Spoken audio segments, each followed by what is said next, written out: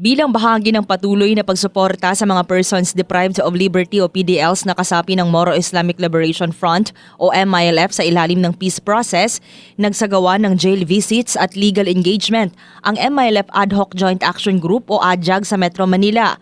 Ang mga aktibidad ay pinangunahan ni MILF AJAG Chair Anwar Alamada na siyang itinalagang certifying officer para sa mga MILF amnesty applicants.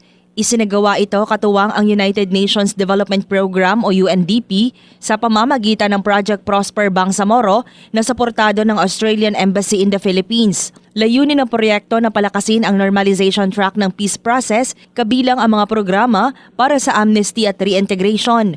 Una nang nagsagawa ng verification at certification activities ang AJAG sa New Bilibid Prison o NBP sa Muntinlupa at Bureau of Jail Management and Penology o BJMP sa Camp Bagong Diwa, Bicutan, Taguig City sa pakikipagtulungan ng Bureau of Corrections o BUCOR.